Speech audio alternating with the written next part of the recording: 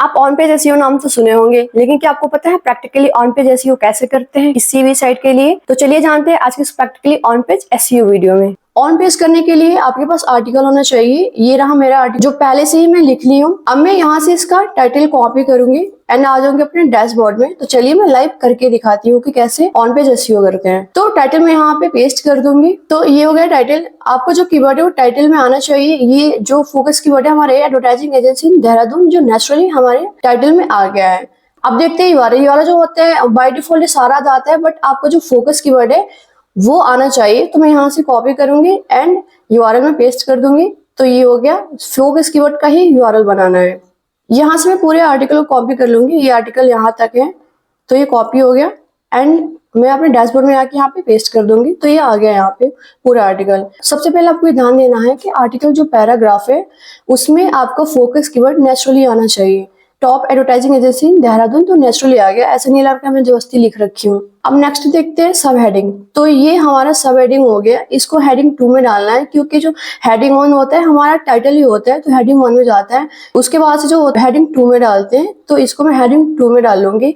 इसमें 2 ही हेडिंग है तो इसलिए मैं 2 में ही डाल रही हूँ क्योंकि आर्टिकल हमारा छोटा है। अगर आप आर्टिकल बड़ा है तो उसमें हेडिंग 3, 4 भी कर सकते हो, बट हाँ अपन ध्यान में रहना कि हेडिंग 2 इंपॉर्टेंट होता है, तो उसके हिसाब से आप कर सकते हैं। अब next step internal linking. Internal linking आपके आर्टिकल में जो वर्ड है इस पे आपने पहले से आर्टिकल या फिर कोई पेज है आपका तो उसको लिंक करते हैं। जैसे मेरा ये कंटेंट है, इसको मैं कॉपी करूंगी एंड यहाँ से मैं इसको लिंक करूंगी क्योंकि इसका ऑलरेडी पेज है।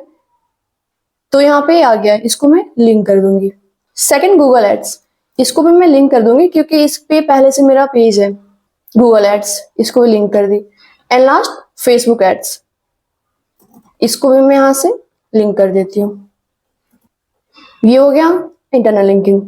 इंटरनल लिंकिंग हम इसलिए करते हैं कि कोई यूजर आता है, यहाँ पे क्लिक करता है एंड वो दूसरे पेज पे चला जाता है तो उस पेज का इंप्रेशन बढ़ता है। अब मैं आ जाती हूँ नेक्स्ट फोकस कीवर्ड। तो अपने आर्टिकल से मैं यहाँ से फोकस कीवर्ड ले लूंगी एंड मैं यहाँ पे पेस्ट कर दूंगी। तो ये रहा फोकस कीवर्ड।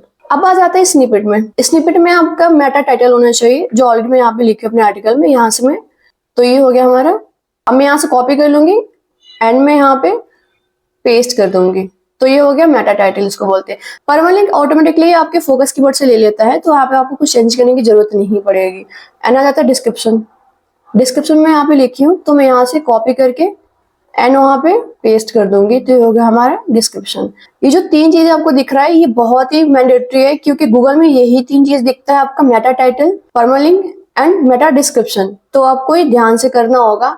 एंड इसमें भी आपको फोकस कीवर्ड होना चाहिए। जैसे ही फोकस कीवर्ड आ गया हमारा यहाँ पे, अभी आप देख सकते हैं यहाँ पे प्रीव्यू दिख रहा है जो गूगल में दिखता है। आपका यूआरएल हो गया, मेटा टाइटल हो गया एंड मेटा डिस्क्रिप्शन हो गया।